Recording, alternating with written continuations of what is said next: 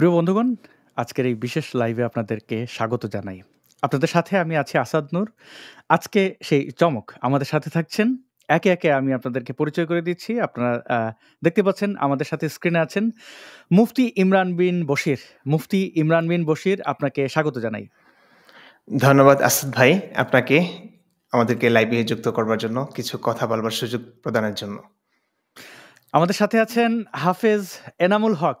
হাফেজ এনামুল হক আপনাকেও স্বাগত জানাই। জি ভাই, আপনাকে অসংখ্য ধন্যবাদ আসাদ ভাই, আমাদেরকে লাইভের মাধ্যমে কথা বলার সুযোগ করে দেওয়ার জন্য আপনাকে অসংখ্য ধন্যবাদ। এবং আমাদের সাথে আছেন হাফেজ মাওলানা মুফতি আব্দুল্লাহ মাসুদ ভাই। আব্দুল্লাহ মাসুদ ভাই আপনাকে স্বাগত জানাই। ধন্যবাদ আপনাকে এবং আজকের এই চমকের লাইভটি দেখার জন্য আমি যারা দেখছেন তাদেরকে বলবো লাইভটা শেয়ার করে দেবেন এবং অন্য সবাইকে তাড়াতাড়ি চলে আসতে বলুন। যার জিলাপি হালুয়া রুটি প্রয়োজনে চা টা নিয়ে বসুন। আজকে আপনারা এমন কিছু শুনবেন যা অনেক কিছু নতুন মনে হবে। ধন্যবাদ। অনেক ধন্যবাদ মুফতি আব্দুল্লাহ মাসুদ ভাই। আমরা আসলে দর্শক বন্ধুদের কাছ থেকে জানতে চাই যে আপনারা কি আমাদেরকে দেখতে পাচ্ছেন ঠিকঠাক? যদি দেখে থাকেন তাহলে নিশ্চয়ই কমেন্ট করে জানাবেন। এবং অনেক সময় লাইভ আটকে যায়। তো সব কথা এবং ছবি দুটো ঠিক আছে কিনা, এবং যদি ঠিক থাকে তাহলে অবশ্যই আমরা আমাদের আজকের প্রিয় অতিথিদের কাছে যাব। এবং আজকের টাইটেল এবং ডেসক্রিপশন দেখতে পাচ্ছেন যে মুফতি মাওলানা হাফেজ যারা আছেন আজকে, বিশেষ করে আমাদের দুজন নতুন মুখ দেখতে পাচ্ছেন যে মুফতি ইমরান বিন বশির এবং দেখতে পাচ্ছেন হাফেজ এনামুল হক। তারা কি ইসলাম ত্যাগ করেছেন কিনা, মানে এবং যা আপনারা জানেন নিশ্চয়ই বাংলাদেশে এই যে কোটি কোটি মাদ্রাসা শিক্ষার্থী, তাদের মধ্যে যে আচরণগত পার্থক্য আমরা দেখতে পাই, তাদের মধ্যে পিছিয়ে পড়ার যে আমরা যে চিত্রটি দেখতে পাই, সেই কোটি মানুষের ভিড়ে, লাখো মানুষের ভিড়ে এই মানুষগুলো, এই যে দুজন মানুষকে আমরা দেখতে পাচ্ছি মুফতি ইমরান বিন বশির এবং মুফতি এনামুল হক, তারা ব্যতিক্রম। তারা কি সত্যের সন্ধান পেয়েছেন? ব্যাপারটা কি রকম আমরা জানতে চাইবো। প্রথমে মুফতি ইমরান বিন বশির, আপনাকে পেয়ে আমি খুবই আনন্দিত এবং জানতে চাই যে আপনি কি ধর্মে বিশ্বাসী? ভাইয়া, যদি এভাবে বলেন যে আমি ধর্মে বিশ্বাসী কিনা, বলবো যে মুসলিম পরিবারে জন্মগ্রহণ করেছি। বাবা মা অনেক শখ করে, অনেক ভালোবেসে মাদ্রাসায় পড়িয়েছেন, হাফেজ বানিয়েছেন, মাওলানা বানিয়েছেন, মুফতি বানিয়েছেন।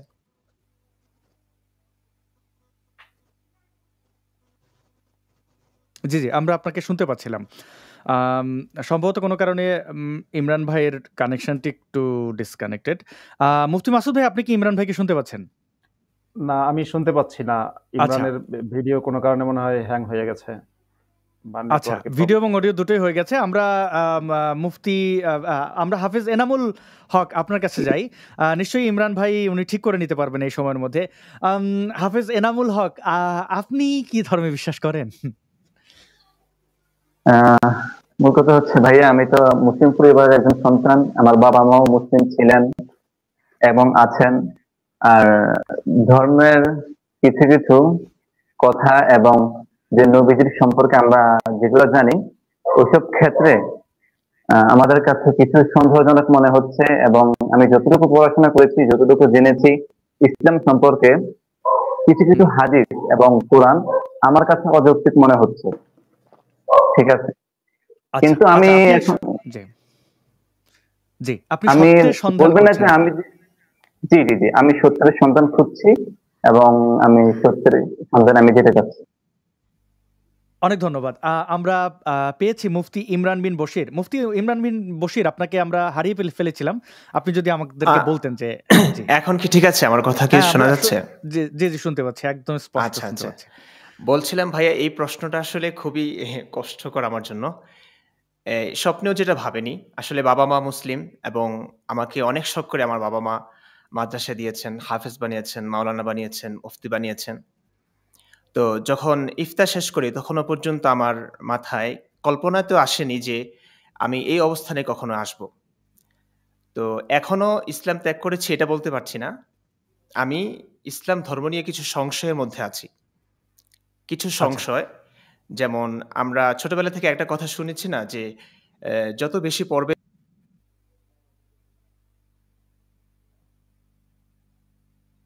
যত বেশি পড়বে তত বেশি জানবে, যত বেশি জানবে তত বেশি আমরা তত কি কম জানবে। আমরা ইমরান বিন বশির ভাইকে আবার হারিয়ে ফেলেছি। ওনার ওয়াইফাইতে বোধহয় একটু ত্রুটি চলছে। নিশ্চয়ই ইমরান বিন বশির ভাই তিনি আবার আমাদের মধ্যে যুক্ত হবেন। আমরা তার জন্য অপেক্ষা করছি। মুফতি আব্দুল আল মাসুদ ভাই, আপনি দেখছেন দুজনকে, মুফতি ইমরান বিন বশির এবং হাফেজ এনামুল হক, তাদের যে এই যে তাদের বিভিন্ন বিষয়ে প্রশ্ন জানতে চাওয়া এবং আমাদের সাথে যুক্ত হয়ে তারা তাদের বক্তব্য জানাবেন, আরো বিস্তারিত তাদের কাছ থেকে শুনবো। আপনি বিষয়টি কিভাবে দেখছেন? ধন্যবাদ। আমি মুফতি ইমরান বিন বশিরকে বলবো যেন নেটওয়ার্কটা একটু চেক করে নেয়, এবং এনামের নেটওয়ার্ক ঠিকই আছে।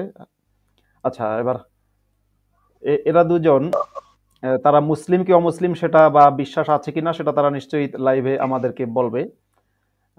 কিন্তু দেখুন, আমি যেটা বলছি যে মানুষের ন্যূনতম বিবেক আছে এবং কিছুটা জ্ঞান আছে, দুটো জিনিস থাকতে হবে। একটু হচ্ছে কিছুটা জ্ঞান থাকতে হবে, কম হোক বেশি হোক জ্ঞান থাকতে হবে, জানার আগ্রহ থাকতে হবে, আর একটা হচ্ছে বিবেক বোধ থাকতে হবে। এটা যদি থাকে তাহলে সেই মানুষকে যতই মাদ্রাসায় পড়ানো হোক, যত জোর করে তার উপর ইসলাম চাপিয়ে দেয়া হোক, সে হয়তো প্রাণের ভয়ে কিছুদিন ইমামতি করতেও পারে, কিছুদিন আপনার মাদ্রাসা শিক্ষকতা করতেও পারে, কিন্তু আলটিমেটলি সে ইসলাম ত্যাগ করবে, সে ঘোষণা দিক কিংবা ঘোষণা না দিক। তা যাই হোক, মুফতি ইমরান বিন বশির চলে আসছে, আজকে তারা অতিথি। আমার কথা তো লোকজন অনেক শুনেছে, আমি ওদের কথা শুনতে চাই। আসলে দুঃখিত, আমার লাইনটা মানে খুব ডিস্টার্ব করছে। আমি বুঝতে পারছি না কেন এমন হচ্ছে, বারবার এমনই হচ্ছে। যদি আবার এরকম হয় তাহলে আপনি আপনার কম্পিউটারটাকে রিস্টার্ট বা ফোন যেটাই হোক, এটা পরবর্তীতে আমরা দেখি, এটা হতেই পারে। লাইভ স্ট্রিমে আমরা সবাই সব জায়গায় এরকম হতে দেখি, এবং আপনাকে দেখে যেটা মনে হচ্ছে যে আবার ফ্রিজ হয়ে গেছে, আপনি আপনার ডিভাইসটিকে, কম্পিউটারটাকে রিস্টার্ট করতে পারেন, অথবা এখন আবার ঠিক হয়েছে, এখন ঠিক হয়ে গেছে। হ্যাঁ, ঠিক হয়েছে।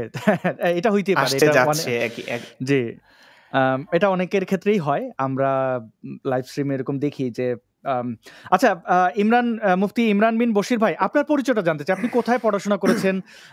আপনার শিক্ষাগত কি ডিগ্রি আছে? ভাই, আমি ঢাকার ঐতিহ্যবাহী মাদ্রাসা ফরিদাবাদ মাদ্রাসা, ওখান থেকে হিফজ থেকে দাওরা পর্যন্ত ওখানে শেষ করেছি। তারপর মুফতি হয়েছি আরেকটা মাদ্রাসা থেকে। তো আমার পুরো শিক্ষা জীবনটাই কেটেছে ফরিদাবাদ মাদ্রাসায়, হিফজ শুনানি থেকে নিয়ে দাওরা পর্যন্ত ওখানে। আমাদের দাওরা হাদিসের খুব ৩-৪ জন ছাত্র বোধহয় এমন ছিলাম যারা শুরু থেকে শেষ পর্যন্ত ফরিদাবাদেই ছিলাম, তার মধ্যে আমি একজন।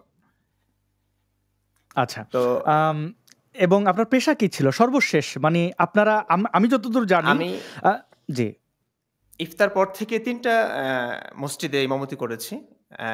একটা ছিল কুমিল্লাতে, আরেকটা হচ্ছে মুন্সিগঞ্জে। সর্বশেষ যেখান থেকে আমি মনে করুন কিছুদিন আগেই পরিস্থিতির কারণে যে ঘটনাটা ঘটলো, আমাকে বহিষ্কার করা হলো, কিছু মানুষ গিয়ে আমাকে মারবে কাটবে এই অবস্থা। তো এটা হচ্ছে চাঁদপুর সদর এবং মহিষাদীতে, এখানে ১.৫ বছর ইমামতি করেছি। তারপরে এখান থেকেই কিছুদিন আগেই অব্যাহতি নিয়েছি। অনেক ধন্যবাদ। আমি যতদূর জানি যে আমাদের মুফতি ইমরান বিন বশির এবং হাফেজ এনামুল হক, আপনারা যেখানেই থাকুন নিরাপদে আছেন, এবং কিছুদিন আগেও আপনাদের হত্যার উদ্দেশ্যে নানাবিধ চেষ্টা আমরা করতে দেখেছি। কতিপয় মোল্লা মুন্সিরা আপনাদের বাড়িতে গিয়ে ঘেরাও দিয়েছে, আপনাদের পরিবারের সদস্যদেরকে হুমকি ধমকি দিচ্ছে, এবং সেখানে দেখলাম আপনার পিতা জানালেন, মুফতি ইমরান বিন বশির, আপনার পিতা জানিয়েছেন যে আপনি ইসলামের বিভিন্ন বিষয়ে বহু আগে থেকেই প্রশ্ন করেন, আপনি জানতে চান এবং জানাতে চান। এই প্রশ্ন করার কারণে আপনার বাবা একবার ক্ষিপ্ত হয়ে আপনাকে কোপ দিয়েছিলেন মাথায়, এবং অনেকগুলো সেলাই লেগেছিল। সেই ঘটনাটা যদি একটু আমাদেরকে বলতেন সংক্ষেপে। ভাই, এটা খুবই দুঃখজনক ঘটনা আমার সঙ্গে যেটা ঘটেছে। এটা প্রায় ২ বছর আগে হবে। আমার মাথায় এখনো দাগ আছে। এটা আসলে আব্বু যেমনটা বলেছেন তেমনটা না। আমি কিছু প্রশ্ন হয়তো বাড়িতে করতাম মাঝে, মাঝে। আমি আসলে যদি একদম শুরু থেকে বলি, সংক্ষেপে তো বলা যায় না, ঘটনা অনেক লম্বা। প্লিজ বলেন। আচ্ছা। আমি ইফতার পর থেকে আমি একটা গবেষণায় যুক্ত হয়েছি। আমি ভেবেছিলাম যে একটা বই লিখব। আমি ৩টা বই লিখেছি প্রথমে। প্রেম, ভালোবাসা, উপন্যাস। তো আমার আম্মু দেখলাম যে সন্তুষ্ট না। তোকে মাদ্রাসায় পড়িয়েছি, হাফেজ মাওলানা মুফতি বানিয়েছি। তুই ইসলাম সম্পর্কিত বই লিখবি। তুই কিসের প্রেম-ট্রেম এসব? তো যা হোক পরে আমিও ভাবলাম যে না আমার ইসলাম নিয়ে কাজ করা দরকার। তো কোন বিষয়ে কাজ করব? সব বিষয়ে কাজ অলরেডি অনেক বড় ওলামায়ে কেরাম করে করেছেন, করছেন। তো আমি ভাবলাম যে বর্তমানে নাস্তিকতা দিন, দিন বৃদ্ধি পাচ্ছে। কিছু মানুষ আমার হাতে তখনও দাওরা পর্যন্ত আমার হাতে কোনো মোবাইল ছিল না। তো কিছু মানুষ আমি শুনতে পেয়েছি যখন ফেসবুকে ১ম আসলাম, আমি শুনেছি কিছু মানুষ আমাদের প্রিয় নবী হযরত মুহাম্মদ সাল্লাল্লাহু আলাইহি সাল্লামকে কটূক্তি করছেন, অশ্রাব্য অকথ্য ভাষায় গালাগাল দিচ্ছেন। এই ব্যাপারটা আমি একদমই নিতে পারতাম না। মানে আমার বুকে তখন একদম দাউ, দাউ করে আগুন জ্বলত। যে মানুষটার জন্য আমার জীবন নিতে পারি, সে মানুষটাকে কিছু মানুষ গালাগাল করছে। মানে এটা আমার জন্য ছিল একদম কল্পনারও বাইরে। তখন আমি ভাবি যে তারা গাল কেন দিচ্ছে? আমাদের এত ভালোবাসার মানুষটাকে গাল কেন দিচ্ছে? কোনো কারণ তো আছেই। তো আমি ১ম ভাবি যে নাস্তিকদের আমি বুঝতে মানে পেরেছি মানে একটু নাস্তিকরা যদি মুফতি ইমরান ভাই আমাকে যদি একটু বলতেন গালি কোনটাকে মনে করছেন? মানে আপনি যে নাস্তিকদের অভিযোগ করছেন তারা গালি দিয়েছে। মোহাম্মদকে কি ধরেন বিভিন্ন কটু কথা গালি বলে আমরা যা চিনি যে অমুকের বাচ্চা, তমুকের বাচ্চা এরকম কিছু বলেছিল না? কি আপনার গালি মনে হয়েছিল কোনটা? আমরা আবার ইমরান ভাইকে হারিয়ে ফেলেছি। আচ্ছা অসুবিধা নেই। নিশ্চয়ই আমরা এই টেকনিক্যাল এটা ইমরান আমাদের বুঝতে হবে দর্শক বন্ধুরা আপনাদেরকে একটা জিনিস খেয়াল রাখতে হবে যে মুফতি ইমরান ভাই এবং হাফেজ এনামুল হক ভাই তারা মাদ্রাসা শিক্ষায় নিয়োজিত ছিলেন এবং ইমামতি করেছেন বিভিন্ন দেশের গুরুত্বপূর্ণ মসজিদগুলোতে এবং তারা প্রযুক্তিগতভাবে অনেকটাই এগিয়ে আবার অনেকটা যেহেতু এই প্রথম আমাদের সাথে লাইভে এসছেন একটু নার্ভাসও ফিল করছেন। আমি একটা সময় যখন কলেজে বা স্কুলে উপস্থাপনা করছিলাম আমারও অনেকগুলো মানুষ দেখে মাইক্রোফোন হাত কাঁপছিল। তো এটা সময়ের সাথে সাথে অনেক কিছু বদলে যায় এবং আপনারা দেখেন এই যে নুরানি চেহারা মুফতি মাসুদ ভাইকে আজকে কি সুন্দর লাগতেছে। মানে মাসুদ ভাই অনেক নারীরা কিন্তু ক্রাশ খাবেন আপনার উপরে। চকচক করতেছে আপনি এতদিন মানে মাসুদ ভাইয়ের কাছে সবই লাইট ছিল কিন্তু উনি এটা ম্যানেজ করতে পারেন না এতদিন। এই জন্য আমরা মাসুদ ভাইকে এতদিন মনে হতো যে গুহার মধ্য থেকে দেখতেছি, অথচ দেখেন কি নুরানি চেহারা। মাসুদ ভাই আমরা আবার মুফতি ইমরান ভাইয়ের দিকে ফিরতে চাই এবং বলে রাখি দর্শক বন্ধুরা এই মুহূর্তে আমাদেরকে ফেসবুক ইউটিউব মিলিয়ে প্রায় ৭-৮ হাজার মানুষ আমাদের দেখছেন। আরো মানুষ যুক্ত হবেন, যদি শেয়ার করেন তাহলে তো যুক্ত হবেন, কারণ ঐতিহাসিক এই দিনটি আমি মনে করি আমি একটু বলে রাখি মুফতি ইমরান ভাই এবং মুফতি হাফেজ এনামুল ভাইরা হাজারেরও বেশি ভিডিও ধারণ করেছেন। কি সেই ভিডিও? কোনো গোপন ভিডিও নয়, বিভিন্ন ইসলামপন্থী ব্যক্তিদেরকে তাদের যে বিষয়গুলো প্রশ্ন সেগুলো করেছেন। কেউ তাদের মধ্যে ইমাম, কেউ নারী, কেউ পুরুষ, কেউ মানে বিভিন্ন মানে সমাজের সকল শ্রেণীর সকল পেশার মানুষদেরকে তারা প্রশ্ন করেছেন অন ক্যামেরা এবং সেই প্রশ্নগুলো কি সেই ভিডিওগুলো আমরা একে একে দেখব।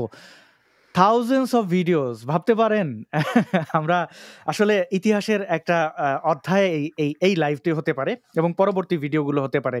তো মুফতি ইমরান ভাই আমি আবার আপনার কাছে যেতে চাই একটা জায়গায় আমি দুঃখিত ইন্টারাপ্ট করার জন্য যে আপনি বলছিলেন আপনার পরিবারের কথা এবং আপনার আমি শুধু জানতে চাই যে কি ধরনের গালি আপনার মনে হয়েছিল? আপনার নবীকে গালাগালি করছিল নাস্তিকরা, কি গালি সেগুলো কি ছিল শব্দ?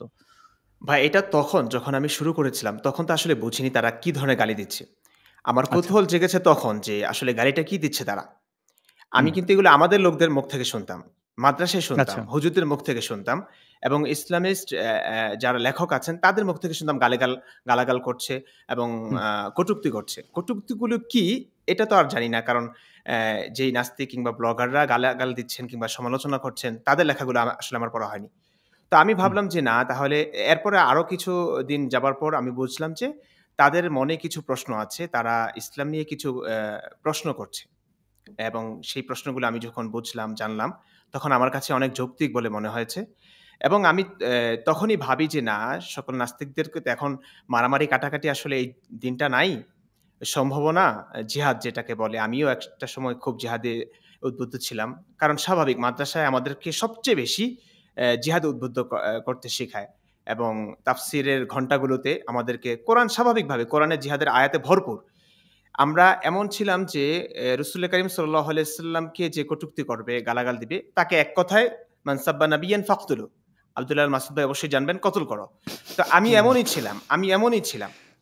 মানে যে কিছু বলবে আল্লাহ রাসূলের নামে তাকে কতল করতে হবে। তো তো সেই মানুষটা তখন আমি ভাবলাম যে এখন কতল-টতল করা তো যায় না, কঠিন ব্যাপার। এই ইসলামের জিহাদটা এখন খুব কঠিন। তো আমি ভাবলাম যে যৌক্তিকভাবে তাদের সমস্ত প্রশ্নের উত্তর দেওয়া যায় কিনা? তখনই আমি ভাবলাম যে না, আমাকে আরো কিছু পড়তে হবে এবং নাস্তিকরা কি ভাবছে, কিভাবে তারা রাসূলকে গালাগাল দিচ্ছে, কি বলছে তারা, তাদের কিছু বই তো আমাদের পড়া উচিত। তো আমি পুরা কোরআন হাদিস আবার নতুন করে যেন পড়ছিলাম। মানে একটু একটা সময় ছোটবেলায় পড়েছি, মাদ্রাসায় দিয়েছেন হুজুররা, যা বলতেন তাই বিশ্বাস করতাম, তাই মানে পরীক্ষার জন্য পড়তাম। তো আবার নতুন করে শুরু করলাম এই নাস্তিকরা যে কথাগুলো বলে, তাদের যে প্রশ্নগুলো, সেই প্রশ্নগুলো আমি শুনলাম, বুঝলাম। তখন আমার কাছে মনে হয়েছে আসলে তাদেরকে হত্যা করা তো কখনোই ঠিক না। এটা তো অমানবিক একটা কাজ। কারণ তাদের প্রত্যেকটা প্রশ্নের পেছনে যুক্তি আছে, রেফারেন্স আছে। যেমন নবীকে তারা গালি দিচ্ছে না। নবীকে তারা মনে করুন নারী লিপসু বলছে। ৫৩ বছর বয়সী একটা মানুষ যখন ৬ বছরের আয়েশাকে বিয়ে করবে, স্বাভাবিকভাবে এটা আমাদের এই সমাজে যদি কেউ করে, তাকে আমরা শিশুকামী বলব। এটা আমি আমার বোনকে যদি আমার ৬ বছরের একটা বোনকে যদি ৫৩ বছরের বৃদ্ধ একটা মানুষ যদি বিয়ে করতে চায়, আমি তাকে অবশ্যই খারাপভাবে দেখব যে না, এটা কিভাবে সম্ভব? তো আমরা স্বাভাবিকভাবে এই ব্যাপারে এভাবে ভাবিনি যে আচ্ছা, এটা তো আল্লাহর আদেশ ছিল। নবীজি স্বপ্ন দেখেছেন, আল্লাহ স্বপ্ন দেখিয়েছেন আয়েশাকে বিয়ে করতে হবে। তো নবী তো আল্লাহর আদেশ পালন করেছেন। কিন্তু এইভাবে ভাবিনি যে আল্লাহ কেন ৫৩ বছর বয়সে ৬ বছরের আয়েশাকে বিয়ে করতে বলবে? আল্লাহ কেন বলবে এটা? তো এখানে যে যুক্তিগুলো দেখানো হয়, আমরা আলেমদের পক্ষ থেকে যেই যুক্তিগুলো শুনি, যে উত্তরগুলো হুম, আমরা হুম। দেখেছি, আমার কাছে সেই ব্যাপারগুলো মানে যৌক্তিক বলে মনে হয়নি এবং সদুত্তর বলে মনে হয়নি। আমার কাছে অনেক ক্ষেত্রেই গোঁজামিল মনে হয়েছে। যেমন এই ক্ষেত্রে যদি আমি একটু কথা বলি, তারা অনেক ক্ষেত্রে বলেন আয়েশা জ্ঞানী ছিলেন, কম বয়সী ছিলেন, তার মাধ্যমে ইসলাম প্রচারিত হবে সেইজন্য। অথচ আমরা ১৪৫০ বছর পর এসে দেখলাম এই যে কথা বলছি আমরা ৪ জন, আমার মনে হয় আমরা ৪ জন ৪ টা দেশে আছি। কিন্তু আমরা একটা হুম। ফ্রেমে কথা বলতে পারছি। হাজার মানুষ আমাদেরকে শুনতে পাচ্ছে। এই যে প্রযুক্তির এত উন্নয়ন, যেখানে আমরা মুহূর্তেই একটা কথা পৃথিবীর শেষ প্রান্ত পর্যন্ত মুহূর্তে ছড়িয়ে দিতে পারছি। যেখানে ইহুদি খ্রিস্টান, আল্লাহর রসুল ইহুদি খ্রিস্টানদেরকে মেরেছে। এটা কিন্তু ইসলামের বিধান ছিল। তাদের সঙ্গে হুম, যুদ্ধ হুম। হয়েছে, তাদের সাবালক পুরুষদেরকে হত্যা করা। আ আমরা ইমরান ভাইকে আবার একটু দেখতে পাচ্ছি স্লো। হ্যাঁ, আবার জি, জি। এখন আচ্ছা, আচ্ছা। শুনতে পাচ্ছি। জি। তো ইহুদি খ্রিস্টানদের নারীদেরকে বন্দী করে আনা হয়েছে, নারীদেরকে ভোগ করা হয়েছে, নাবালক নিষ্পাপ শিশুদেরকে বন্দী করা হয়েছে। এই হুম, ব্যাপারগুলো যে ইহুদি খ্রিস্টানদের সঙ্গে ইসলামের এমন শত্রুতা, মানে আল্লাহর রসুলের ইনকাম সোর্স ছিল এটা যে কাফেরদের সঙ্গে যুদ্ধ করবে, তাদের গনিমতের মালগুলো তিনি ভোগ করবেন। এটাই ছিল আল্লাহর রসুলের ইনকাম। তো আমার কাছে এই ব্যাপারগুলো পুরোপুরি কেমন যেন মানে একদম অন্যরকম মনে হচ্ছে। আমি কিছুতেই মানতে পারছিলাম না যে না, না, না, নাস্তিকদেরকে মারা তো ঠিক না। তারা তো একদম যৌক্তিক সমালোচনা করছে। আমাদের জি। আ আ আ হাফেজ এনামুল হক, আপনার কাছে যেতে চাই। আমরা মাঝে, মাঝে ইমরান ভাইকে হারিয়ে ফেলছি। ঠিক আছে, এটা পার্ট অফ প্রোগ্রাম, এটা এক প্রকার। আম আ হাফেজ এনামুল আ হক ভাই, আ আ আমাদেরকে ইমরান ভাই বলছিলেন যে নবীর পেশা, এটা তো এক প্রকার মানে যদি সেন্সর না করেই বলি, আমরা অনেক সময়ই বলি এটা যে তিনি ডাকাতি করতেন। এখন আ তিনি ওইটা ওভাবে বলেননি, কিন্তু এই যে সংশয় বা এই যে প্রশ্নগুলো তৈরি হয়েছে তার। আপনি কেন, মানে আপনি কি এই যে আমরা তো, আপনি জানেন মুফতি আব্দুল আল মাসুদ ভাই এবং আমরা ধর্মে বিশ্বাস করি না এবং ধর্মে অবিশ্বাসী নাস্তিক। আপনি জানেন। আমাদের লাইভে যে যুক্ত হলেন। মানে আপনাদের ধর্মীয় ইয়েটা কি? অবস্থানটা কি? আপনারা কি আপনি কি ধর্মে বিশ্বাস করেন? এবং ধর্মে বিশ্বাস যদি করেন তাহলে কেন করেন? আর যদি না করেন তাহলে কেন করেন না? আবার এই নবীর পেশা হিসাবে পেশাটাকে আপনি কিভাবে দেখেন? এইটা নিয়ে আপনার কোনো সন্দেহ আছে কিনা? ভাইয়া, আমার ১ নম্বর প্রশ্ন হচ্ছে গিয়ে আমার মনে অনেক সংশয় আছে। অনেক প্রশ্ন আমার মনের মাঝে জেগেছে। আর হুম, হুম। প্রশ্নগুলো, হ্যাঁ, আমি অনেক ধার্মিক ছিলাম। অনেক জিহাদি প্রার্থীও ছিলাম। এমনকি নাস্তিকদের বিরুদ্ধেও আমি বলতে নিয়ে পর্যন্ত আমি মিছিলে পর্যন্ত গেছিলাম। আমি এমন মানুষ, ঠিক আছে? চাঁদপুর হুম, সদরের হুম। মধ্যে আমি নিজে পর্যন্ত গেছিলাম যে নাস্তিকদেরকে মারতে হবে, নাস্তিকদেরকে কাটতে হবে, ঠিক আছে? হুম, তো হুম। প্রথম আমার পরিবর্তনটা হচ্ছে গিয়া, আমি তো অত পড়াশোনা করি নাই। হেফজ শেষ করেছি, তারপর হচ্ছে গিয়া হেদায়েতুন নাম পর্যন্ত পড়েছি। তারপরে যে ইমরান ভাই, ওনার সাথে আমার পরিচয় আজ থেকে 3 বছর আগ থেকে। মূলত আমি যে মাদ্রাসায় পড়াশোনা করি তাই আমার একটু কম হতে পারে, ডিস্টার্ব করবেন না আশা করি। না না না, খুবই হ্যাঁ, আমরা এনজয় করছি, বলেন যে। মূলত ইমরান ভাই যে মাদ্রাসায় পড়েছিল, সর্বপ্রথম শুরু থেকে নুরুন্নিয়া নাজারা করেছি যে মাদ্রাসায়, আমি ওই মাদ্রাসায় হেফজ শেষ করেছি। পরবর্তীতে ওইখান থেকে ইয়াসাউম তাইসির মিশন ওইখান থেকে শেষ করেছি। এরপরে হচ্ছে গিয়ে পাকিস্তান, ওইখানে একটা মাদ্রাসার মধ্যে 4 ক্লাস পর্যন্ত পড়াশোনা করেছি, এখানে সেটা তো পর্যন্ত পড়েছি। তারপরে ইমরান ভাইয়ের সাথে একদিন দেখা হলো হচ্ছে গিয়া যখন হেফজখানায় মাদ্রাসায় পড়তাম। হাফেজ এনামুল হক ভাই, আমি একটু অনুরোধ করবো আপনাকে, একটু আপনি আপনার আমরা ইমরান ভাইয়ের কাছ থেকে শুনে আসছি, এই সময়ের মধ্যে যদি আপনি আপনার হেডফোনটা খুলে যদি আপনি এই সেটিংসে ঢুকে ইকো ক্যান্সেলেশন এটা অন করে দিয়ে আপনি আপনার ফোন থেকেই শোনেন এবং বলেন, তাহলে সাউন্ডটা আমরা আরো ভালো পাবো। আমরা আসছি, আপনার কাছে ফিরে আসছি। মুফতি ইমরান ভাই, হাফেজ এনামুল ভাই এটা ঠিক করুন, এর মধ্যে আমরা মুফতি ইমরান ভাইয়ের কাছে আবার যাই। ইমরান ভাই, আপনি কি শুনতে পাচ্ছেন আমাদের? জি জি জি জি শুনতে পাচ্ছি। জি জি, আপনি যদি কন্টিনিউ করতেন। আচ্ছা ভাই, আমি খুব ডিস্টার্ব ফিল করছি, আসলে মানুষও ডিস্টার্ব ফিল করবে অবশ্যই। আমিও আমার কথাগুলো আসলে হারিয়ে ফেলছি। মানুষ সংখ্যা বেড়েই যাচ্ছে এবং এনজয় করছেন, এটা হতেই পারে। আমিও বুঝতে পারছি না যে এমনটা হবে, নেট কানেকশন খুবই স্লো হয়তো। তো আমি কোথায় ছিলাম ভুলে গেছি। আচ্ছা, যে আপনি ধর্মীয় জায়গাগুলো বলছিলেন যে অবিশ্বাসের কারণ, হ্যাঁ, এই যে ইহুদি খ্রিস্টানদেরকে মুহাম্মদের ডাকাতি, মানে আই মিন সরি, মানে নবীর পেশা না এভাবে। হ্যাঁ জি, তো আসলে এই নাস্তিকরা কিভাবে গালাগাল দিচ্ছে সেটা বুঝতে গিয়ে আমি যখন তাদেরকে গবেষণা করলাম, তাদেরকে পড়া শুরু করলাম, তখন দেখলাম যে আসলে তারা আমাদের চাইতে বেশি জ্ঞানী। মানে এই কথাটা হয়তো মানে আমরা একটা সময় পড়েছি পরীক্ষা পাশ করবার জন্য, কিংবা ভালো দিকগুলো, ইসলামের আলোকিত দিকগুলোই আমরা আমাদের হুজুররা বেশি প্রচার করে। আমরা কালো অধ্যায়গুলো। আপনি বলতে চাইছেন জ্ঞানীর তো আসলে অনেক বিশাল একটা অধ্যায়। আপনি বলতে চাইছেন যে ইসলাম সম্পর্কে নাস্তিকরা ধারণা রাখে, ভালোই ধারণা রাখে, অনেকটা আপনাদের চেয়ে বেশিও রাখে বা কমও রাখে, আমাদের চেয়ে বেশি। কারণ আমি অনেক ক্ষেত্রে দেখেছি, আমরা ইসলামী কোনো বই পড়লে সেখানে রেফারেন্স থাকে না, কিন্তু নাস্তিকদের যত বই পড়েছি আমি দেখলাম।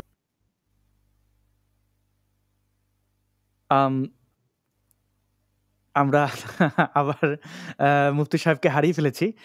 আমরা নিশ্চয়ই ফিরবো। মুফতি আব্দুল আল মাসুদ ভাই, কি চমৎকার ভাবে মিলে যাচ্ছে না? মানে এই যে মানে আপনার সাথে আপনি আমাদের 2017 সালে আমাদের আত্মপ্রকাশ করলেন আর কি, আমাদের মধ্যে যুক্ত হইলেন। এবং আমার মনে পড়ে মুফতি মাসুদ ভাই যে আপনি নিশ্চয়ই খেয়াল করেছেন বিভিন্ন জায়গায় আপনার সাথে যখন কথা হয় বিভিন্ন লাইভ শোতে, আমি আপনাকে খুবই সম্মানের, মানে আমি ব্যক্তিগতভাবে এটা ফিল করি, খুবই আমি আপনাকে সম্মান করি। এর কারণটা হচ্ছে যে আপনি যে অন্ধকার থেকে বের হয়ে এসেছেন এবং যেভাবে আমাদেরকে আলোকিত করছেন, এটা একটা খুব বড় অবদান। আপনাকে যদি সংক্ষেপে এটা জিজ্ঞেস করি, আপনি কি মিল পান আপনার সাথে যে আপনি ইসলাম ত্যাগের যে যে যে স্তরগুলো, হ্যাঁ, সেগুলোর সাথে মানে ওনারা এখনো ইসলাম ত্যাগ করেছেন বলে আমাদেরকে বলছেন না, বা ওনারা হয়তো ত্যাগ করেননি, ওনারা এখনো প্রশ্নের মধ্যে আছেন, হুইচ ইজ গুড। নাস্তিকরা তো কখনোই কাউকে ইয়ে করে না যে ত্যাগ করো, আমাদের দলে আসো, ইসলাম প্রচারের মতো করে, ওরকম তো না। তো আমরা নিশ্চয়ই তাদের চিন্তা ভাবনাকে স্বাগত জানাই। এবং এই যে চিন্তার স্তরগুলো মিলে যাচ্ছে না আপনার সাথে? মিলে যাচ্ছে। এবং দেখেন, আপনার সাথে যখন আমার কথা হতো, সে পার্সোনাল মানে পাশাপাশি বসে কথা বলি, কিংবা লাইভে, কিংবা আমি আমার যত বন্ধুদের সাথে কথা বলি, সবখানে কিন্তু আমি একটা কথা বারবার বলতাম যে আমি একা নই, যে আমি একাই ইসলাম ত্যাগ করেছি এরকম না। বাংলাদেশের অসংখ্য হুজুররা আছে যারা মসজিদের ইমাম কিংবা মাদ্রাসার শিক্ষক, তারাও ইসলামে বিশ্বাস করে না। কিন্তু আপনারা তখন প্রশ্ন করেছেন, বা অনেকেই আমাকে প্রশ্ন করেছেন যে তাহলে তারা কেন ইমামতি করছে। এখন ইসলামে বিশ্বাস না করা সত্ত্বেও কেন ইমামতি করেছে, আমি করেছি বা অন্যরা করেছে, কিংবা এখনো যারা করছে, সেই প্রশ্নগুলোর জবাব আজকে আমি মুফতি ইমরান বিন বশিরের কাছ থেকে নেব এবং হাফেজ এনামুল হকের কাছ থেকে নেব। আর হচ্ছে, যেহেতু দেখেন আমি কিন্তু ওদের চেয়ে একটু বলে দিচ্ছি, এই বন্ধুরা যারা দেখছেন, এরা দুজনই আমি মানে অর্থাৎ তারাও কওমি মাদ্রাসায় পড়েছে, আমিও কওমি মাদ্রাসায় পড়েছি। তা বয়সে এবং পড়াশোনার ক্ষেত্রে আমি ওদের চেয়ে অনেক সিনিয়র, কিন্তু সার্টিফিকেটে আবার ইমরান বিন বশির আর আমার সমান। সেও হাফেজ মাওলানা মুফতি, আমিও হাফেজ মাওলানা মুফতি। কিন্তু সিনিয়র মানে হচ্ছে যে আমি অনেক আগে ফারেক, যেটা মানে আপনার মাদ্রাসার পরিভাষায় বলা হয়, ওরা অনেক ছোট সেই হিসেবে আমার চেয়ে। ওদেরকে আপনি প্রশ্ন করবেন আসাদ ভাই, আপনি ওদের প্রশ্ন করবেন নিশ্চয়ই, আমি ওদেরকে কিছু প্রশ্ন করব আজকে, কারণ আমার সাথে মিলে যাচ্ছে, যে কারণে আমিও কিন্তু ওই ইসলামের শত্রুদের, মানে ইসলামের শত্রুরা কেন আমার নবীকে এত খারাপ কথা বলে সেইগুলো খুঁজতে গিয়ে ইসলামের শত্রুদের কথা পড়তে গিয়ে দেখলাম আরে আমার বিবেক তো এটাকেই পছন্দ করছে। ইমরানের গল্পটাও কিন্তু প্রায় হয়তো বা তাই, আমি ঠিকঠাক বলতে পারছি কিনা জানি না, ইমরান বলুক। জি, অনেক ধন্যবাদ আচ্ছা মুফতি আব্দুল্লাহ আল মাসুদ ভাই। আমরা ইমরান ভাইয়ের কাছে যাই। ইমরান ভাই, আপনি কন্টিনিউ করেন। যদি কোথাও থেমে জি যান, ওইখান থেকে আবার কন্টিনিউ করবেন, কারণ আমাদের হাতে অফুরন্ত সময়, যদি আপনার সময় আচ্ছা থাকে আচ্ছা আর কি। ঠিক আছে ঠিক আছে ভাইয়া। আমিও আসলে একটানা বলতে পারলে খুব ভালো লাগতো, আমি বলতে জি, পারছি না আসলে, কোনো অসুবিধা নেই। দুর্ভাগ্যজনক। আচ্ছা, তো এখন আমি কিন্তু একটা সৎ উদ্দেশ্যে, মানে ইসলামের পক্ষে নাস্তিকদের বিরুদ্ধে একটা বই লিখবো বলে আমি এই গবেষণাটা শুরু করি। তখন আমি ভাবলাম, আমি আমার অনেক কাছের মানুষকে, প্রাণের বন্ধুকে আমি বলেও ছিলাম, শেয়ার করেছিলাম যে আমি এমন একটা বই লিখব যে বইটাতে অ্যাম নাস্তিকদের সকল প্রশ্নের সকল সংশয়ের উত্তর থাকবে, এবং এই বইটাতে আমি বিশেষ করে আমাদের তখন ২০১৩ তে আমি কিন্তু হেফাজতের আন্দোলনে ছিলাম। সারারাত ওখানে ছিলাম। তো আমি সেখানে দেখলাম যে তখন আওয়ামী লীগ সরকার প্রচুর আলেমদেরকে বন্দী করতেন। কেন করতেন? জঙ্গি বলে তারা ভিতরে নিয়েছেন, জেলে নিয়েছেন। আমার কাছে এই ব্যাপারটা খুবই খারাপ লাগতো। আমি খুব আঘাত পেয়েছি, এবং বিশেষ করে আমাদের মাদ্রাসার, ফরিদাবাদ মাদ্রাসার মাওলানা নাঈম সাহেব, যিনি আমাদের সকলের প্রাণের স্পন্দন ছিলেন। ফরিদাবাদ যারাই পড়েছেন তারা মাওলানা নাঈম সাহেবের ব্যাপারে অবশ্যই জানবেন। আমার খুব প্রিয় ওস্তাদ ছিলেন, এখনো আছেন। আমি তাকে খুব বেশি ভালোবাসি। তার তাফসীর আমার কাছে খুব বেশি ভালো লাগতো। তো উনি জিহাদের প্রতি খুব তার স্পৃহা ছিল, এবং আমাদেরকে উদ্বুদ্ধ করতেন সবসময়। তো এই হুজুরটাকে এক রমজানে নিয়ে গেছে পুলিশরা। কেন? কারণ তিনি জঙ্গিবাদ প্রচার করছেন এই অভিযোগে। তখন জঙ্গিবাদ বলতে জিহাদটাকে বোঝানো হয়েছে। তো হুম। আমি খুব বেশি আঘাত পেয়েছি। আমার প্রাণের প্রিয় ওস্তাদ মাওলানা নাঈম সাহেবকে জঙ্গি বলে নেওয়া হয়েছে জেলে, তাও রমজান মাসে। ব্যাপারটা খুবই আঘাত ছিল আমার জন্য। তখন থেকেই ভাবি যে এই সরকার কেন জিহাদটাকে বুঝতে পারছে না? আল্লাহর বিধান, এটা কোরআনে আছে। তো কোরআনের এই বিধানটাকে সরকারও মুসলমান, তারপরও কেন বোঝে না? হ্যাঁ। আমার এই ব্যাপারটা চিন্তা এরকম ছিল, এবং সরকারকে আমি অপছন্দ করতাম, আওয়ামী লীগ সরকারকে। কারণ তিনি আলেমদেরকে বন্দী করে নিচ্ছেন, জেলে নিচ্ছেন এই কারণে। কোরআনের একটা বিধান তারা পালন করছেন, কঠিন বিধান, সেই কারণে। মানে মানে মানে মানে মানে ইমরান বিন বশির ভাই, এত মডেল মসজিদ বানিয়ে দেওয়ার পরেও মাদ্রাসার শিক্ষার্থীদেরকে বিশ্ববিদ্যালয়ে খুললাম খুল্লা ঢুকতে, এত কিছু করার পরেও শেখ হাসিনাকে আপনি অপছন্দ করতেন আপনারা? আসলে ইসলাম তো একেকজনের কাছে একেক রকম। ইসলাম একেকজনের কাছে একেক রকম। মূল ইসলাম কিন্তু আমরা যেটা দেখি, আজহারি যেটা প্রচার করে সেটা না। মূল ইসলাম কোনটা জানেন আসাদ ভাই? এই আফগানিস্তানের যেই ব্যাপারটা দেখছেন, এটা হচ্ছে মূল ইসলাম। মানে নাস্তিক আল্লাহর রাসূলের ব্যাপারে কেউ কিছু বললে তাকে মেরে ফেলো, কেটে ফেলো। এটা হচ্ছে মূল ইসলাম। কিন্তু আমরা যে সম্প্রীতির কথা বলি, ভালোবাসার কথা বলি, রসুলের পথে কাঁটা বিছিয়ে রাখতেন এক বুড়ি, একদিন কাঁটা দেখলেন না, এটা কিন্তু দুর্বল হাদিস, এটা কিন্তু একদম বাস্তবতা নাই। কিন্তু এটা সত্য যে আল্লাহ রসুল কাব বিন আশরাফকে ধোকার আশ্রয় নিয়ে মারতে বলেছেন। হ্যাঁ, জাল হাদিস। শেখ আহমদুল্লাহ সাহেব এটা বলেছেন, জাল হাদিস। যে এই যে ছোটবেলা থেকে শুনে আসা সম্প্রীতি, ভালোবাসার যে উদাহরণগুলো, এগুলো দেখা গেছে জাল হাদিস। আর যে একদম সহি হাদিস কোনগুলো জানেন? যেমন কাব বিন আশরাফকে কিভাবে হত্যা করলো। মানে এটা আমার কাছে অনেক নির্মম, আবু রাফেকে হত্যা করেছে মোহাম্মদ, শুধু কাব বিন আশরাফ, আবু রাফে, আসমা বিনতে মারওয়ান, ঘুমন্ত মানুষগুলোকে মারা হয়েছে, ঘুমন্ত মানুষগুলোকে। এই ব্যাপারগুলো আমার কাছে মানে ওইভাবে তো আর পড়িনি। যখন গবেষণা শুরু করলাম তখন এই ব্যাপার, জি এগুলো তো নির্মম বাস্তবতা। কিন্তু ওই যে আমি ভাবছিলাম শেখ হাসিনা মন দিলেন, প্রেম দিলেন, প্রাণ দিলেন, আর কি দেবেন? মানে তিনি মডেল মসজিদ দিলেন, এত কিছুর পরে আপনারা আওয়ামী লীগকে অপছন্দ করতেন, এটা জানতে চাইলাম আর কি। যে ওই যে আর কি, হ্যাঁ ওই যে আমরা যেমন করে ভেবেছি আর কি। আমি একটু ইন্টারাপ্ট করছি। এরা মুফতি ইমরান বিন বশির যে সত্যি মুফতি কিনা বা হুজুর কিনা, এটা তো একটু আমার মনে হয় দর্শকদের বোঝা দরকার। কারণ ধরেন দাড়ি টুপি, অনেকে বলতেই পারে দাড়ি টুপি মাথায় দিয়ে আমি ইসলামে বদনাম করার জন্য আসছো, তো জীবনে মাদ্রাসায় পড়ো নাই, হতে পারে, তাই না? আচ্ছা ভাই, আমাকে অনেকেই চেনে। আমি 3টা মসজিদে ইমামতি করেছি, এবং আমার সমস্ত সার্টিফিকেটও আছে। এটা মানুষ অবিশ্বাস করবে না আশা করি। কিন্তু জি। কিন্তু মাদ্রাসায় কি ইমরান, তুমি কি মাদ্রাসায় কোনো রকম টেনে টুনে পাশ করা কিনা, নাকি আমি যদি তোমাকে এখন ইসলাম সম্পর্কিত 2-4টা প্রশ্ন করে উত্তর দিতে পারবে, সেটা একটু যাচাই হয়ে যাক। আপনি করতে পারেন। টেনে টুনে পাস করাও না। আমার যারা এখন বিরুদ্ধাচরণ করছে তারাও কিন্তু স্বীকার করতে বাধ্য। আমি সবসময় মুমতাজের ছাত্র ছিলাম। দাওরার বছর অবশ্য আমার একটা বই প্রকাশিত হয়েছে দীর্ঘ কলেবরের অভিনীত জীবন। সেই বছরটা আমার একটু পড়ালেখার ঘাটতি হয়েছে। তারপরেও আমি টেনে টুনেও পাস করা না। জায়েদ জিদ্দান হয়েছি। তো অতটা খারাপ ছিলাম আচ্ছা। না। আমি ও আচ্ছা। আচ্ছা। যাই হোক, তাহলে জাহিদ জিদান হয়েছে, মুমতাজ হওয়াটা এটা মানে মুমতাজের আমরা যদি করি সাধারণত তর্জমা করি তাতে স্টার মার্ক, মানে ভালো রেজাল্ট, যেটাকে গোল্ডেন এ প্লাস বলা যেতে পারে। আর জি। যাই হোক, তাহলে আচ্ছা, আমি কি ওকে এখন প্রশ্ন করব নাকি পরে করব? আপনার ইচ্ছা, আপনি করতেও পারেন, এখনো করতে পারেন। উনি তো কথা বলে যাচ্ছেন, মানে জি। এইটা একটু শেষের দিকে থাকুক মাসুদ ভাই। হ্যাঁ, হ্যাঁ হ্যাঁ, ঠিক আছে, ওকে ওকে।